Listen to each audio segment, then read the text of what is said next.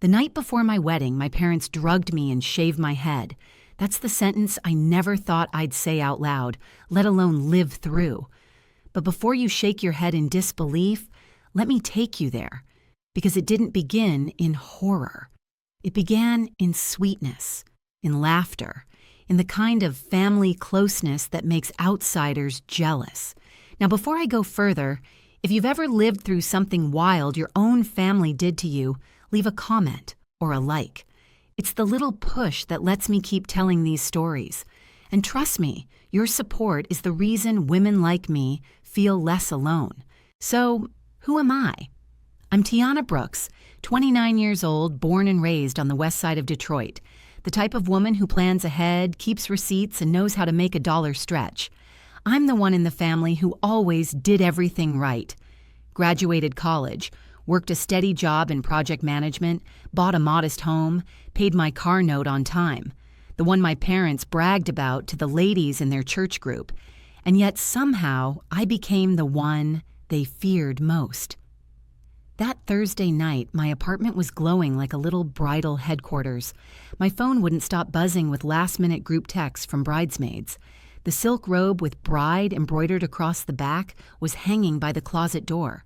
On the table, there were half-used packs of lashes, lip gloss tubes rolling around, and my carefully folded wedding checklist with every single box ticked. I felt proud. Nervous, sure, but proud. After months of planning, tomorrow was supposed to be the day I walked down that aisle and said, I do to Marcus. My Marcus, steady, hardworking, tall as a lamppost, with a laugh that filled a room. But here's the thing. My parents had been off about Marcus since the start. Not because he wasn't a good man. He was. He treated me better than any man ever had. But my parents never said, we're happy for you. They said things like, are you sure this is the season for marriage? Or one rash decision can ruin a life. At first, I brushed it off. Parents worry, especially church parents, especially mine. They were the kind of couple who built their entire reputation around being respectable, God-fearing, choir-leading, always dressed sharp on Sundays. My mama loved to quote scripture like it was her second language. And my daddy? He walked like he was carrying the 10 Commandments on his back. Still, I kept thinking they'd come around once they saw Marcus's heart. Once they saw the way he looked at me, like I was the only woman in the world. That night, they did something they'd never done before. They called and said they were stopping by. My first thought was, oh Lord, don't let them bring extra opinions about centerpieces and tablecloths. But when they came, they were smiling, carrying a little velvet box and a paper bag from the church kitchen. We just wanted to pray with you, Mama said, and drop off Grandma's pearls. Now, if you know black families, you know what that meant. Those pearls weren't just jewelry. They were history, passed down from a grandmother who lived through harder times than I can imagine. If Mama was giving them to me, it meant approval, blessing, pride. I softened right away. We sat at my kitchen table. Daddy poured tea from the bag they brought, while Mama laid hands on mine and whispered prayers about obedience and honor. I remember her looking deep into my eyes, her voice syrupy sweet, talking about sacrifice. My chest swelled because for the first time I thought, maybe they're finally with me on this. But that's the danger of a setup. It feels good right before it crushes you. I sipped the tea. We prayed. I smiled. And then, the edges of the room started swimming. At first, I thought it was nerves, or maybe the wine spritzer I'd had with Naomi earlier while we laughed about how everyone suddenly turns into a professional event planner before a wedding. Girl, my cousin offered to bake the cake in her Easy Bake Oven if the baker canceled, Naomi had said. We'd both howled, but this wasn't nerves. My hands grew heavy. My eyelids drooped like weights had been stitched onto them. I remember blinking hard, trying to stay polite while Mama was still talking. The last clear thing I saw was Daddy's hand sliding my bonnet off my head, and Mama whispering, it's for her own good. Then blackness. When I opened my eyes, I wasn't in my bed. I wasn't even on my couch. I was on the cold bathroom tile, cheek pressed against it, with the faint smell of Clorox stinging my nose. My head felt raw. My bonnet was gone. And when I pulled myself up to the mirror, my hair was gone too. That's how it began. A family built on appearances, a daughter who thought she was loved enough to be protected, and a betrayal so deep it sliced right through the roots of who I thought I was. But the worst part? That was only the beginning. When I tell you I almost didn't recognize the woman in that bathroom mirror, I mean it. My reflection looked like a stranger staring back. Eyes swollen from sleep, lips cracked, and my scalp, raw, patchy, and shining where my hair used to be. Bits of my curls clung to the sink like somebody had slaughtered them. My chest tightened, my stomach lurched, and I gripped the counter just to stay upright. My wedding dress was supposed to hang waiting for me in its garment bag, but the bag was gone. My phone, missing from the charger. Even my purse had been unzipped and emptied, like I was being erased piece by piece. For a long moment, I just stood there shaking, my whole body humming with the sick truth. This wasn't a nightmare I'd wake up from.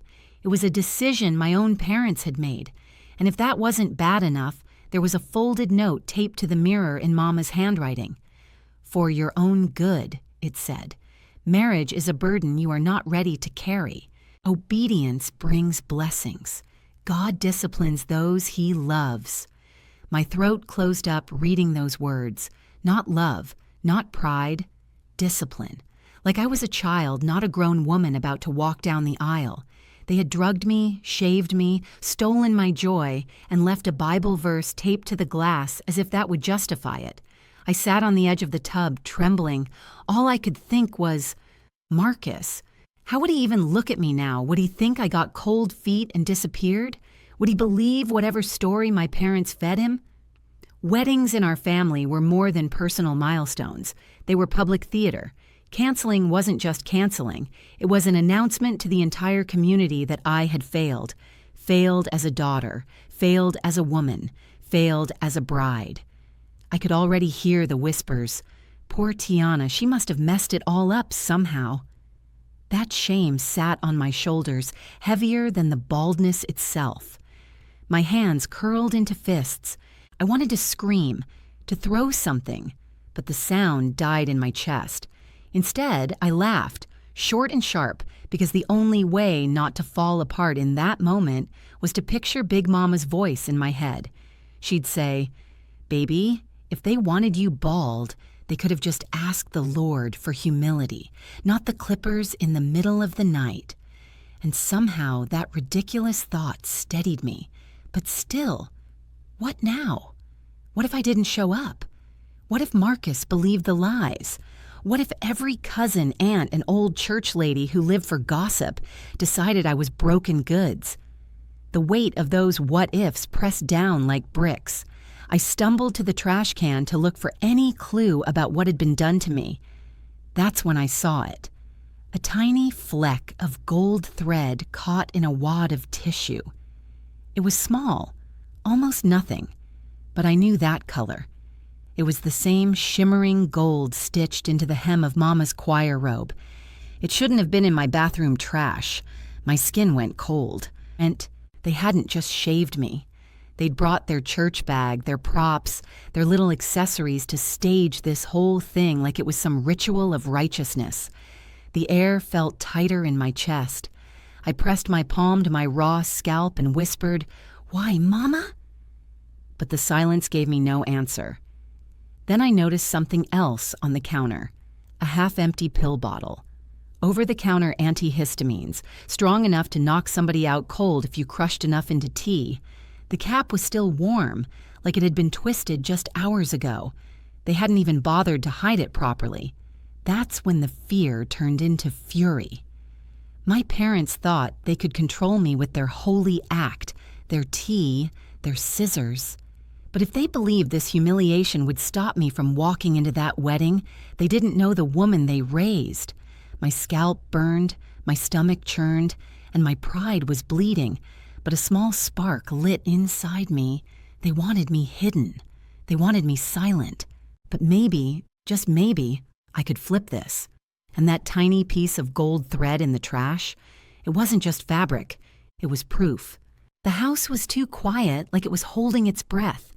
I pressed my ear against the door, but the lock was firm from the outside. For a second, panic surged.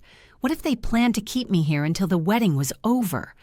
But then my eyes landed on the bathroom cabinet. Years of living on my own had taught me to fix broken things without calling for help. I grabbed a butter knife from the snack tray I'd left on my nightstand, half a sleeve of Ritz crackers still there, and used the knife to wiggle at the hinge. Slow, careful, patient. The pin slid out, and with one hard shove, the door gave way. My parents thought they'd trap me, but I'd been solving puzzles longer than they'd been plotting lies. My legs shook as I stepped into the hallway, head pounding, body still heavy from whatever they slipped me. But my mind? Clearer than ever. That fleck of gold thread kept flashing in my brain. Mama's robe. They brought it here. Why? My eyes swept the apartment, and in the corner I spotted a locked tote bag I hadn't seen before. Dark navy, embroidered with the church emblem. My pulse raced. I knelt down, fingers running over the zipper. It was locked, but even just touching it told me this bag wasn't meant for me. Not yet. I left it alone for the moment. Too risky without a plan. Instead, I turned back to the counter where that pill bottle sat, half empty. They'd drugged me on purpose, not some accident, not some, oops, you reacted badly. I snapped a photo with Naomi's burner phone she'd given me months ago after one of her just-in-case speeches. That girl was always suspicious of my parents' fake sweetness, and now I owed her the world. My hands shook as I texted her. They shaved my head. They drugged me. Please come. She didn't waste time. I knew it. Sending a stylist. Don't cry, cousin. You'll be a queen by noon. The message made me laugh through the tears. Only Naomi could make baldness sound like a crown. A few minutes later, she texted again. Also, hide everything. Don't let them spin this. She was right.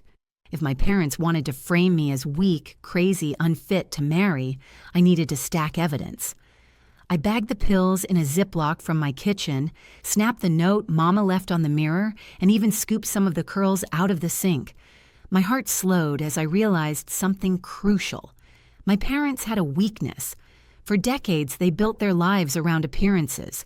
Perfect family, perfect reputation, perfect Sunday smiles.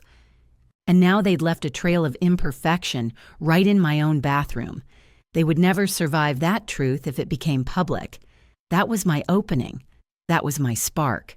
And while I was stuffing evidence into a shoebox, my phone buzzed again. Naomi. One more thing. That stylist I'm sending, she's a miracle worker. If Jesus fed 5,000 with 2 fish and 5 loaves, she can give you edges by noon. I laughed so hard my ribs hurt because it was either laugh or fall apart. But just as I zipped the box shut, I glanced back at that locked tote bag. My gut said it held more than scissors and a robe, and I couldn't shake the feeling that if I opened it, I'd find the real reason they were so desperate by the time dawnlight crept through my blinds. The panic inside me had shifted into something sharper. I wasn't just a victim anymore. I had evidence, I had Naomi, and most importantly, I had a fire in me that my parents couldn't smother. I sat at the table with my scalp throbbing and mapped out a plan the way I mapped out projects at work. Step 1, Step 2, Step 3. Step 1, restore my look. Even if my hair was gone, I refused to walk into that wedding looking like a casualty. Naomi's stylist friend was already on the way, and if she could give me a wig, fine. If she couldn't, I'd walk down that aisle bald with a crown on my head and dare anybody to laugh. Step 2, secure the proof. I tucked Mama's note, the pill bottle, and the curls into a shoebox and slid it under the couch where only I knew how to find it. I snapped photos on Naomi's burner phone, backed them up to her cloud account, because if my parents tried to destroy the originals, I'd still have copies safe. Step 3, get into that tote bag. Something about it gnawed at me, like a shadow in the room. I hunted down a paperclip from my junk drawer and picked at the zipper lock until it popped. My breath caught as I pulled it open. Inside was Mama's choir robe with the gold thread hem, still faintly smelling of her perfume. But beneath it, wrapped in a manila envelope, was something far stranger. Documents. My birth certificate, except the numbers looked off. The date was right, my name was right, but the mother's name had been whited out and retyped, and underneath that was a folded letter, yellowing at the edges, starting with words that made my knees buckle. To the woman who might one day come looking. My hand shook as I slid it back, because the last thing I needed was to collapse before I even knew what it meant. Not yet. That was a battle for later. For now, I had a wedding to walk into and a statement to make. My phone buzzed again. Naomi. Stylist is 5 minutes away. Get ready to let her in relief washed through me, but it was tangled with dread. Because as much as I wanted to believe this was only about control, I could feel something deeper pulsing behind my parents' cruelty. They weren't just scared of Marcus. They were scared of the truth hiding in that envelope. I looked at my raw scalp in the mirror one more time, and instead of shame, I saw steel. If they wanted to erase me, they picked the wrong project to cancel. And if they thought they'd have the final word at my wedding, they were Ab. The stylist had barely started setting up her tools when I went back to that envelope. I told myself I should wait, keep focus on the wedding, save it for later. But the truth has a way of burning through your chest until you can't breathe. My hands trembled as I opened the folded letter, the edges yellow and brittle like it had been waiting decades for me to find it. The handwriting was delicate, almost shaky, and the first line made my knees weaken. To the woman who might one day come looking. My throat tightened as I read. It wasn't my mama's writing. It wasn't anyone in my immediate family. The letter was signed by someone named Renee. She wrote like she knew me, like she had carried me. She said she was my birth mother's sister and that my parents had taken me in after a scandal that nearly tore the church apart. According to her, my real mother had been pushed out, hushed, erased from history so my parents could raise me as their own and save face. I read those lines 3 times, blinking hard to clear the blur of tears. All my life I thought my parents had been strict because they cared about keeping me on the right path. Now I saw it. They cared about keeping me in their box, their lie, their performance. They weren't afraid Marcus wasn't good enough. They were afraid his family knew somebody who knew Renee. They were afraid if I got married, the truth would leak out and their whole empire of respectability would collapse. My scalp ached, but suddenly it didn't matter.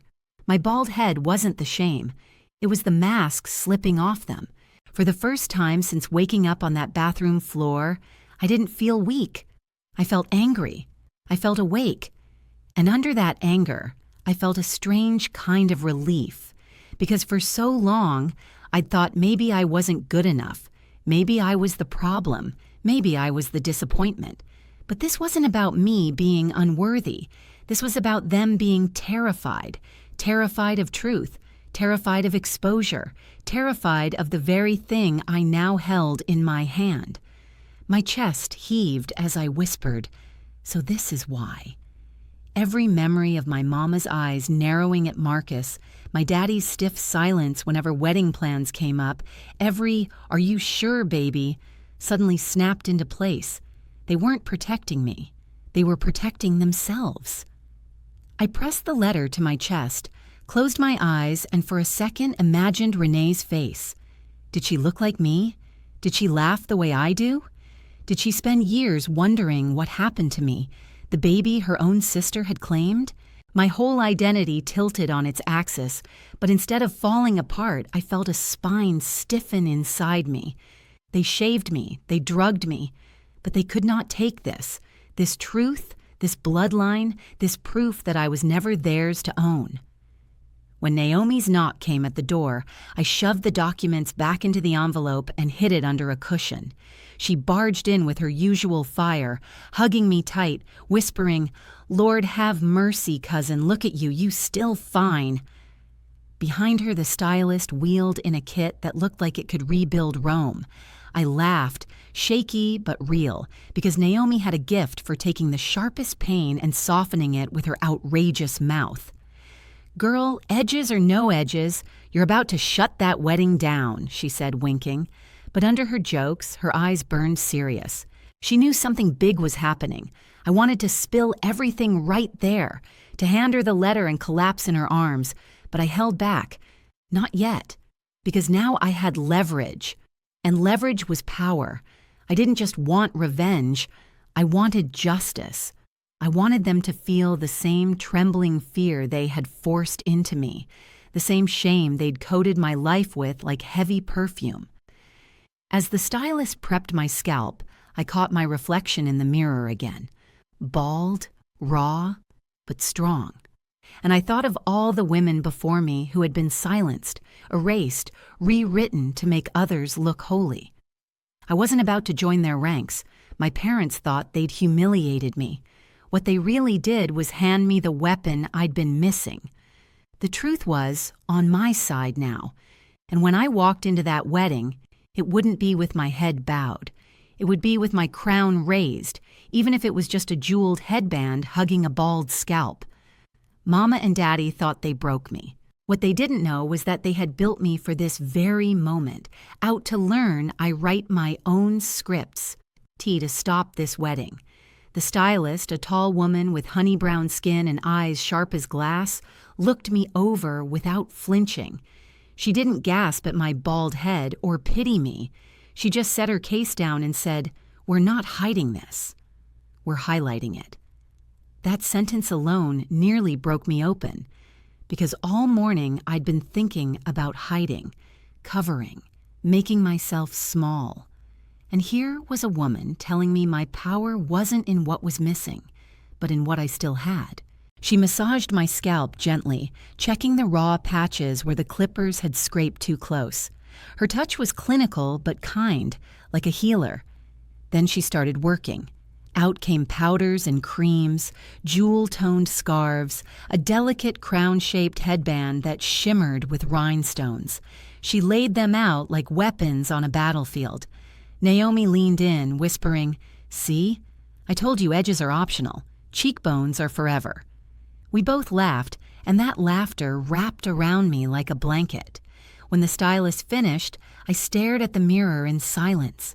No wig, no attempt to pretend. Just my bare scalp, smoothed with balm, glowing under the soft light, circled by that jeweled crown headband. My eyes looked bigger, my jawline sharper. I didn't look broken. I looked fierce. For the first time since waking up on that cold tile floor, I smiled. A real smile. "This is me," I whispered. And it was. Not the daughter trapped in obedience. Not the good girl who never questioned, not the victim of scissors in the night. This was me, stripped down to truth and rebuilt into steel. Naomi clapped her hands like a proud mama. "Girl, you look like a Marvel superhero who skipped the cape and went straight for the throne." I chuckled, shaking my head, but deep down I believed her. The humiliation my parents tried to stitch onto me had flipped. They wanted me to walk into that church ashamed. Instead, I was going to walk in glowing, every step screaming, "You didn't break me, you revealed me." Still, under all that strength, there was fear. I thought about Marcus, waiting at the venue, maybe confused, maybe angry, maybe hurt. What if he looked at me and saw someone different? What if he thought I'd lost control? But then I remembered the way he laughed at my worst jokes, the way he always said, "You're the most grounded woman I know." If he couldn't love me bald, he didn't deserve me crowned. The stylist packed her kit and gave me one last look. "Hold your head high," she said. "They'll expect shame. Give them royalty." Naomi squeezed my hand, eyes softer now. "You know I'll walk beside you no matter what. But cousin, this ain't just about your wedding. This is about the truth." She was right. My parents thought this was only about stopping me from marrying Marcus, but it was bigger. It was about silencing me, controlling me, making sure their secret stayed buried.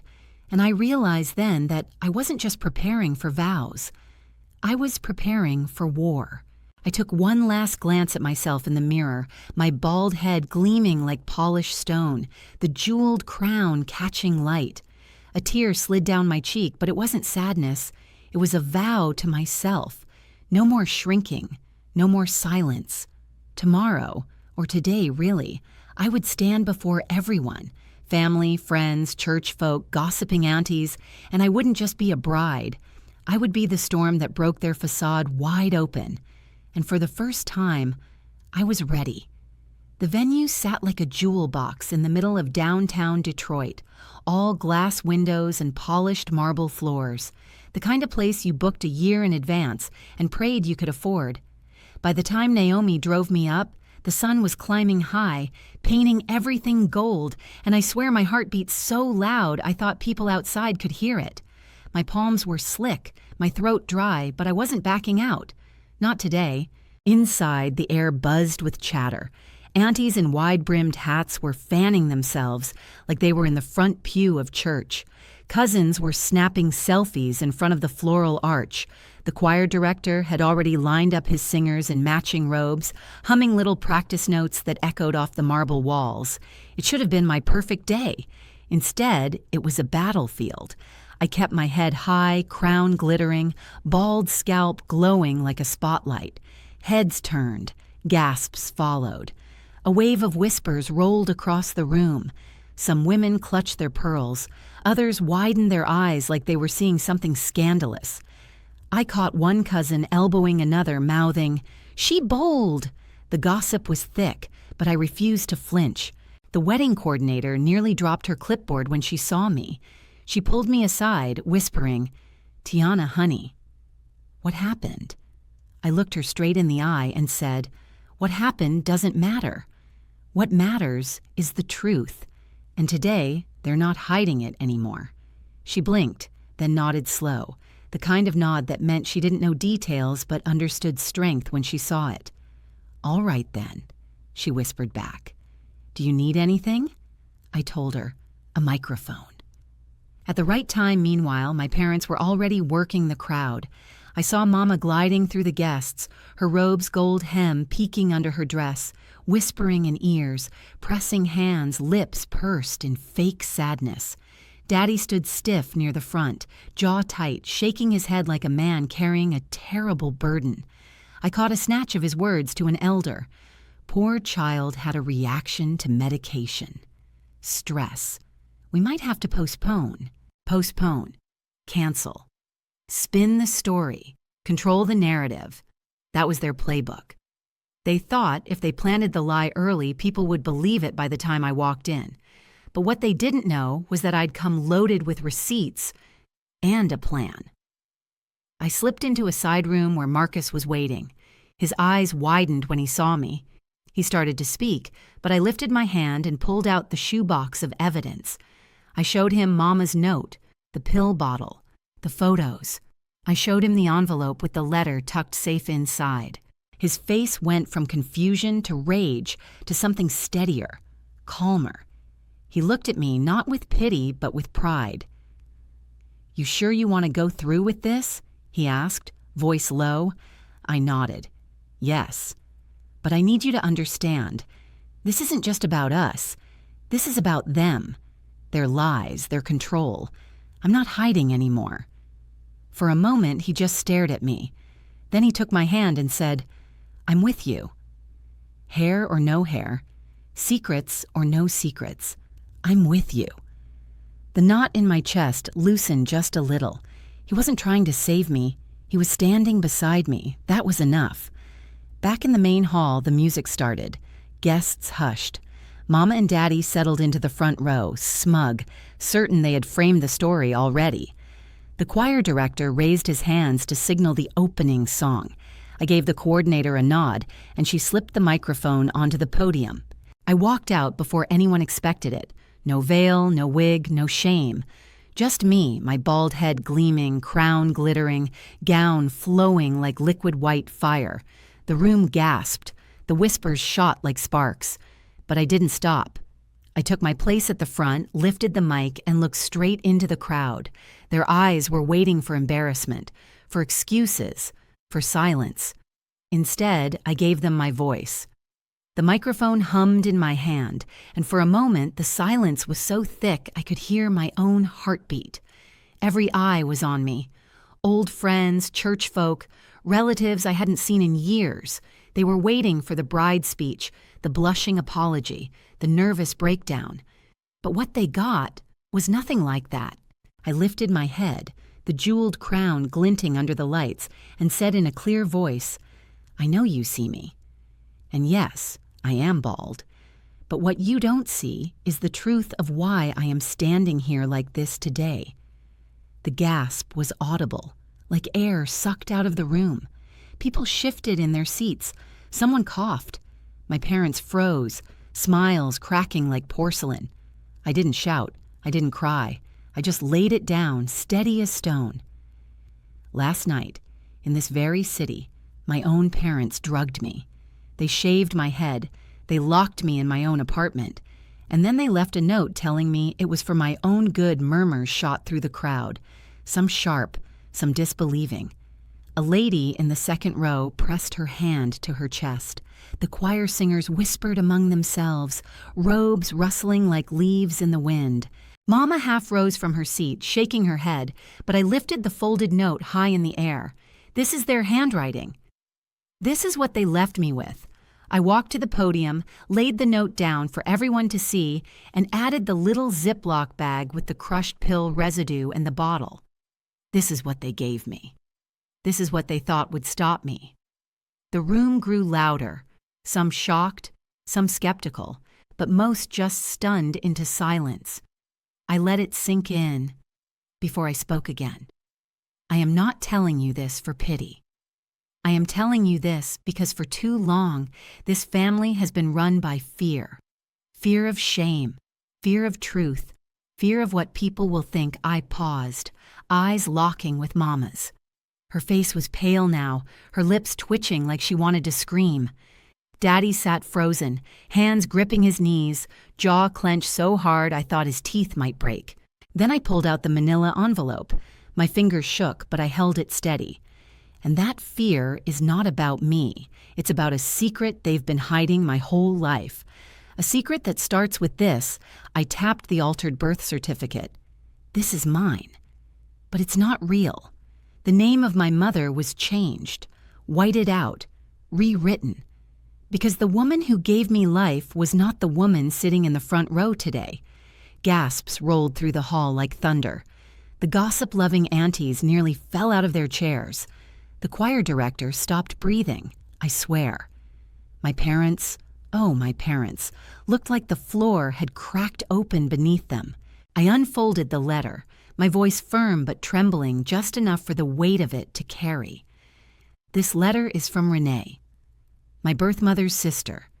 She says my mother was cast out after a scandal, and my parents stepped in to raise me as their own.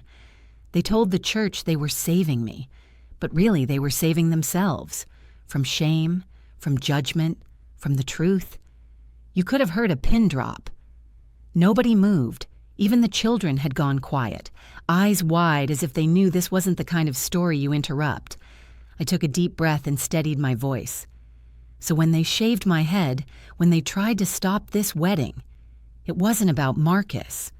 It wasn't about me. It was about keeping their secret buried, about keeping their perfect image polished, no matter how much it cost me. I set the letter down beside the note and the pills. My evidence was stacked like bricks on the podium. Undeniable, undeniable, undeniable. Then I did something I hadn't planned. I laughed, a soft, bitter laugh. You know, they thought stripping me would shame me. But look at me. Do I look ashamed? I look free, and I promise you, I will never again carry their secrets like they're my sins. The audience stirred. One woman called out, "Tell it, baby." Another clapped once before stopping, as if unsure if it was allowed, and then I did the unthinkable. I turned back to Mama and Daddy and said, "If you want to say I'm lying, the microphone is right here." The tension was unbearable. Mama's hands shook as she pressed her pearls tight against her chest. Daddy looked at the floor, jaw working, eyes darting. For the first time in my life, I saw fear in their faces. Real, raw fear. And just as I thought they might stand, might bluster their way through a denial, I heard a sound from the back of the hall. A woman's voice, low but steady. "She's not lying." Heads swiveled. Guests craned their necks. And from the back, stepping into the aisle, was a woman I had never seen before but somehow knew in my bones. Her presence filled the room. She looked like me, older, sharper, worn down but unbroken. She was Renee. And at that moment, my parents truly began to tremble. The hall fell into a hush so deep you could almost hear hearts beating. Renee's heels clicked against the marble floor as she walked down the aisle. Steady, unhurried, like she'd been waiting her whole life for this moment. People leaned over pews, whispering, craning their necks, some clutching their programs like fans at a matinee drama. I couldn't move. My legs felt rooted to the floor, my breath caught in my chest. Because though I had never laid eyes on this woman before, every feature of hers spoke to me. Her cheekbones, the tilt of her smile, even the way her brow furrowed like mine when she was focused. It was like looking into a mirror that showed not just my face, but my bloodline. She stopped halfway down the aisle, lifted her chin, and said in a voice that carried like music, "She's telling the truth." The sound sliced through the tension like a blade. My parents flinched as if struck.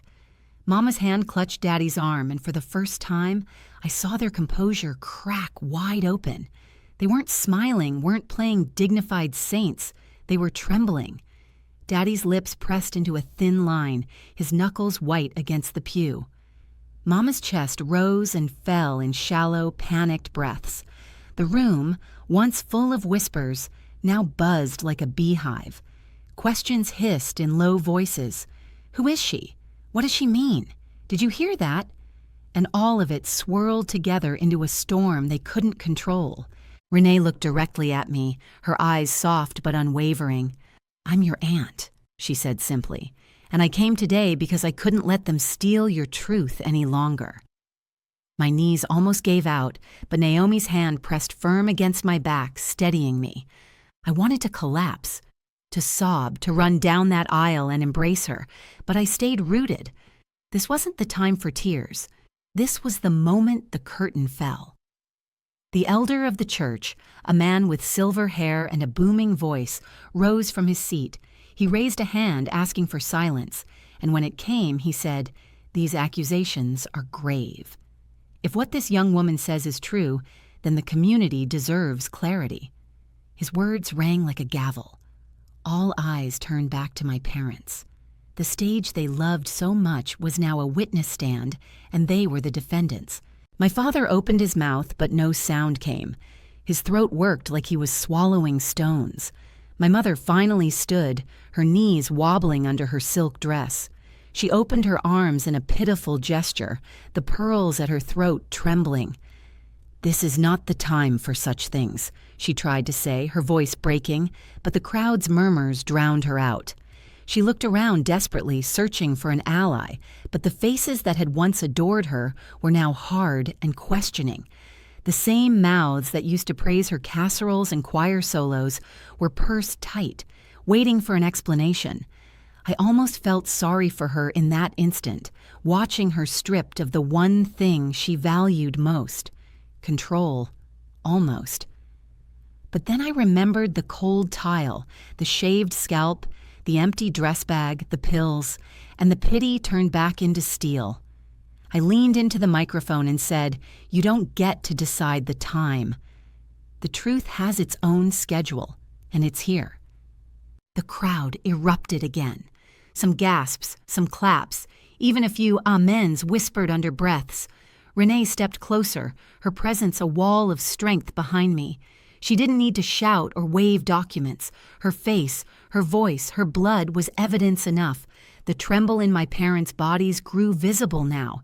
Daddy's shoulders hunched, Mama's eyes darting around like a trapped bird.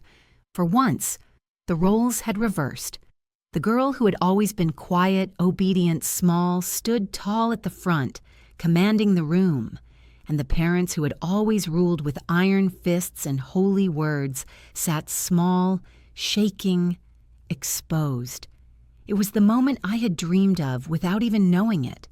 The moment the ground shifted and the power slipped from their hands into mine, and I wasn't letting it go. The room was so still you could hear the air conditioning hum above us. My parents sat trapped under the weight of 100 stairs, and for the first time in my life, I realized they weren't untouchable. They were just two people clinging to an image that had finally slipped through their fingers. Daddy's hand shook as he tried to rise. He gripped the pew like it was the only thing holding him steady. His voice, usually booming with authority, came out cracked and thin. "We did what we had to do." The crowd stirred at that, whispers darting like arrows across the room. Mama stood beside him, her pearls trembling against her collarbone, her voice rushing out in a desperate rush. "We saved her. We gave her a life. Do you understand what would have happened if we hadn't stepped in? The scandal. The shame." She broke off, pressing her hand to her forehead like a fainting actress in an old soap opera, but nobody was moved. The silence after her words wasn't sympathy. It was judgment. I stepped closer, the microphone in my hand like a torch. "So you shaved me bald and drugged me because you were afraid of shame. You built your whole lives preaching about God's love, and when it came to me, your own daughter, you chose control over honesty?" My voice rose, not in a scream, but in a kind of unshakable fury. The sound echoed off the marble walls, sharp and unflinching. Mama's face crumpled. Daddy's eyes dropped to the floor. Finally, he muttered, "Yes. We were afraid. We couldn't let the truth out." His words hung heavy in the air. People gasped, some shaking their heads, some leaning forward like they couldn't believe what they were hearing. The choir director whispered to the elder, who stood again, eyes blazing, "You drugged your own child? You tampered with her birth records? This is sin dressed in Sunday clothes." The elder's voice cracked like a whip, and I swear half the room flinched. My parents had spent decades polishing their reputation. Committee chairs, choir leaders, the couple who prayed loudest and smiled widest. And in one moment, it all shattered. Sponsors shifted uncomfortably in their seats. The ladies who used to beg Mama for recipes clutched their purses like they'd been robbed. Even the deacons, men who'd always nodded along with Daddy's sermons, turned their faces away. The tremble in my parents' bodies turned into collapse. Mama sank back down onto the pew, hands shaking so bad she dropped her pearls, beads scattering across the floor like tiny echoes of her power rolling away. Daddy sat stiff beside her, face gray, sweat beading at his temples. They looked smaller than I'd ever seen them, two old people stripped of the armor they'd worn their whole lives. I tightened my grip on the microphone. "All these years, you demanded obedience. You told me honor your father and mother, keep our secrets, smile for the church, never speak out of turn. And this is what you were hiding? You weren't protecting me. You were protecting yourselves." My voice cracked on that last word, not with weakness, but with the kind of pain that comes right before release. Naomi shouted from the crowd, "Say it, girl!" And a ripple of agreement followed. A few people clapped. Someone said, "Lord have mercy." The tide was turning, and I could feel it in my bones. Daddy finally tried to speak again, his voice barely above a whisper. "We just wanted you to have a good life." I shook my head, tears stinging my eyes but not falling. "No, you wanted me to have your life. Silent, controlled, polished for other people to applaud. But that's not a life. It's a prison." The words landed like a hammer. Mama covered her face with her hands, sobbing silently, shoulders shaking. And for a flicker of a second, the daughter in me wanted to comfort her, to reach out and hold her like I used to when nightmares woke me. But then the memory of that cold bathroom tile cut through, and the tenderness shrank back into fire. The elder stepped forward again. This cannot stand. The church cannot condone such lies. Positions will be revoked, leadership removed. You will answer for this. His voice was stern, unyielding. My parents looked at him with hollow eyes, knowing the verdict was already sealed. Their reputation, the thing they cherished more than me, was gone. I looked at them one last time, not as my parents, but as two people who chose fear over love, control over truth. And I realized something important.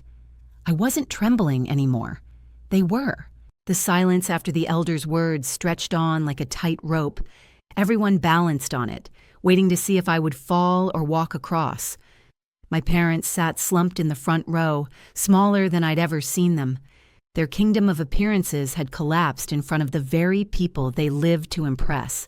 And there I was, standing in the center, bald head gleaming, jeweled crown catching the light, holding a microphone that suddenly felt less like a prop and more like a scepter. For once, all the power was in my hands. Marcus stepped forward slowly, his tall frame blocking the harsh stares from the crowd, his eyes fixed only on me. He didn't rush, didn't try to grab the mic or shield me. He just stood beside me, his hand open, palm up, an invitation without pressure. "Tiana," he said softly, "this is your choice." His voice wasn't pleading, wasn't demanding. It was steady, like the ground I had been missing all morning. My heart clenched, because in that moment I knew he wasn't offering me escape. He was offering me partnership. I turned to face the crowd, my voice carrying with more strength than I knew I had. I have been told my whole life what I can and cannot do. I've been told when to speak, when to be silent, what to wear, who to be with, how to live. I was drugged, humiliated, and stripped by the people who should have protected me. But today is not their day. Today is mine. A murmur of agreement rippled through the room, soft amens and claps rising from the back. My knees shook, but my voice didn't. I looked back at Marcus, tears blurring my vision, and for a second I considered stopping everything, postponing the vows, giving myself time to breathe. But then I remembered the cold tile of the bathroom floor, the note on the mirror, the way my parents thought they could snatch my future like scissors cutting through hair. And I realized, if I stopped now, I'd still be living in their shadow. If I moved forward, I'd be stepping into the light on my own terms. I took Marcus's hand. The crowd erupted in cheers, some clapping, some shouting encouragement, a few aunties hollering, "That's right, baby!" I turned back to the officiant, who was still frozen with his Bible halfway open, eyes darting like he wasn't sure what page to read from. "We're not doing the script," I told him firmly. "We're doing this our way." He nodded, relief flooding his face, as though he too had been waiting for permission to abandon the act. Instead of a long, polished sermon, I spoke my own vows, raw and unpolished, words tumbling out from the deepest part of me. "Marcus, I choose you. Not because I need saving, not because I'm desperate, but because you see me, the real me. Bald or crowned, broken or strong, secrets or truth, you see me. And I vow never to live in silence again. Not with you, not with anyone." Marcus squeezed my hand, eyes glistening. He didn't pull out a paper or recite something rehearsed. He just said, "I promise to keep seeing you. Always simple, honest, enough." The officiant cleared his throat, a little shaky, but managed the official lines. "By the power vested in me, I now pronounce you husband and wife." And just like that, the weight lifted. The kiss wasn't showy or dramatic, just tender, a sealing of truth. But the applause, it shook the hall. People stood, clapped, cheered. Some even wept. The energy had shifted. The wedding wasn't about lace, flowers, or perfect photographs anymore. It was about liberation. As the cheers died down, I lifted the microphone one last time.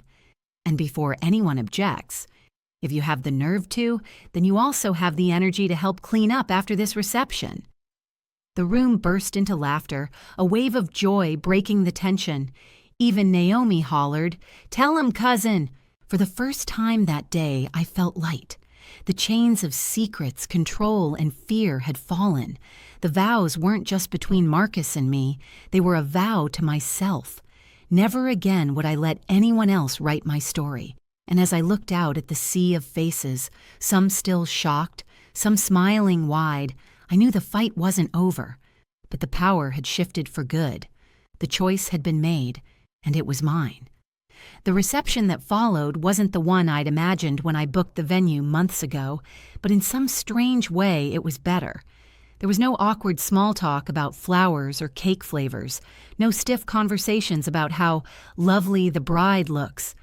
Instead, there was laughter, clapping, and whispers about courage. Every time I walked past, people grabbed my hand, squeezed it, told me I was strong, told me I was brave. One auntie said, "Baby, you looked like Harriet Tubman up there snatching freedom in a wedding gown." And we both laughed so hard we nearly spilled punch. But the justice didn't stop at the applause. That evening, as Marcus and I sat with Naomi at a corner table, the wedding coordinator brought over one last piece of evidence she'd pulled from the choir bag my mama had carried in. It was a bank envelope, thick and official-looking. My stomach knotted as I opened it. Inside were statements showing a trust fund my grandmother had set up in my name, money meant for my future, money that should have been mine all along. But for years, the deposits had been rerouted, drained for church projects and family investments. In plain words, my parents had been using what was mine to prop up their image. Naomi nearly leapt out of her chair. "Oh, they bold," she shouted, drawing laughter from half the tables nearby. But I didn't feel rage. I felt clarity. This wasn't just about a haircut or a wedding or even a lie about who birthed me. It was a pattern. A life built on taking what wasn't theirs to keep up appearances. And now, the mask was gone. The following week, with help from a lawyer Marcus knew, I reclaimed that trust. I didn't keep it all, though. Some went into savings for our future. But a good portion I donated to a local shelter for women escaping controlling families. I knew too well what it felt like to be trapped by people who claimed it was for your own good. If my pain could free someone else, that was justice worth having. As for my parents, well, the fall was swift. The elder kept his word. They were removed from every position they held in the church. No more committee chairs, no more choir solos, no more sitting in the front row with smug smiles. Their phones stopped buzzing with invitations to luncheons and galas. Friends who once praised them crossed the street to avoid them. The spotlight they craved had gone dark. And maybe the cruelest twist of all, they lost the very thing they'd tried to protect, their reputation. Meanwhile, my life blossomed. Marcus and I moved forward not with a perfect fairy tale, but with something stronger: honesty. He never once made me feel less beautiful for being bald. In fact, he teased me, saying, "Now I don't have to worry about clogging the drain with your hair." I smacked him with a dish towel, laughing so hard my sides hurt. Naomi, of course, never let me live it down. "You know you the first bride in Detroit history to start a trend with a bald crown, right?" she said, already planning to hashtag it. One afternoon, weeks later, I sat at my vanity staring at my reflection. Tiny stubble was sprouting across my scalp, soft as velvet. But I didn't rush to cover it, because I'd learned something on that wedding day. Hair is just hair. What matters is the crown you carry inside, the truth you refuse to bury, the courage you wear when the world expects you to hide. My parents still try to call sometimes. I answer less and less. Forgiveness is a journey, not a sprint, and I'm walking it at my own pace. But one thing I know for sure: I will never again let fear dressed up as love dictate my future. And if anyone asks me what I learned from that wild night before my wedding, I tell them this: don't underestimate the strength of a woman pushed to the edge. Don't think shaving her head will make her bow. Sometimes it just makes her shine brighter. So here's the moral, plain and simple: never try to bury the truth. it will always rise. And when it does, it won't just set you free, it'll put you on the throne. And to you listening right now, if this story touched you, if it made you laugh, cry, or even shake your head, a like, a comment, or a subscribe means more than I can ever put into words. It's what lets me keep telling these stories for you. Because in the end, we're all family here.